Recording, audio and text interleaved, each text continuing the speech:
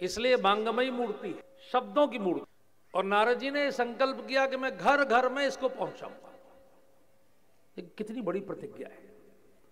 आपने हर ऋषि के आश्रम देखे होंगे, हर ऋषि की साधुओं की आजकल जितने भी मंडलेश्वर, महामंडलेश्वर, जगत गुरु, जितने भी पीठाधीश्वर आजकल हैं, सबके आश्रम हैं, सबके अपने संस्थान हैं।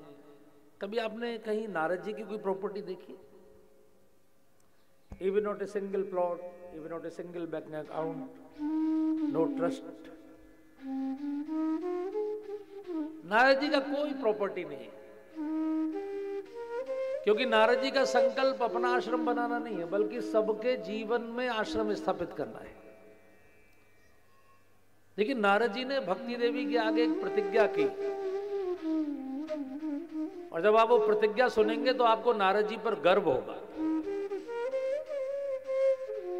अब तक हमारे फिल्मकारों ने नारद जी को जोकर की तरह दिखाया, हमेशा सीरियलों में, फिल्मों में नारद जी को ऐसे दिखाया जैसे उनका काम एक दूसरे से लड़ाई करवाना है ना, चोटी खड़ी और नारायण नारायण, और फिर ऐसे करके जैसे वो हंसी के पात्र हो। लेकिन आप कल्पना करिए कि इस पूरी पृथ्वी पर भक्ति का सर्वाधिक प्रचार करने वाले ऋषि नारद जी। देखिए, प्रहलाद के गुरु भी नारद जी हैं और ध्रुव के गुरु भी नारद जी हैं।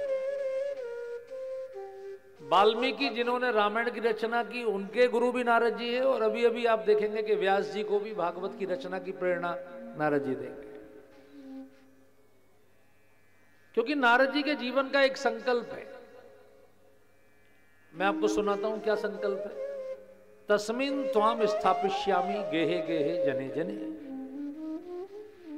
हे परमात्मा, हे भक्ति माता, मैं आपको जब तक दुनिया के हर घर में स्थापित नहीं कर दूंगा, जब तक हर व्यक्ति के जीवन में स्थापित नहीं कर दूंगा, तब तक बैठूंगा नहीं, लगातार चलता रहूंगा, सक्रिय रहूंगा।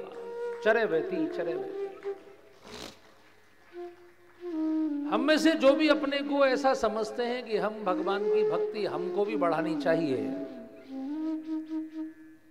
क्योंकि आपका इस पृथ्वी पर आगमन केवल इसलिए तो नहीं हुआ कि आप खाएं पिएं और चले जाएं। हमारे द्वारा क्या सत्कर्म हुआ, तो इतना तो कम से कम हो गए, कम से कम 108 परिवारों में हमारे द्वारा भी भक्ति बढ़े। जो भी भक्ति से दूर है, थोड़े से अभी अनटच्ड हैं, जहां तक कोई नहीं जाता।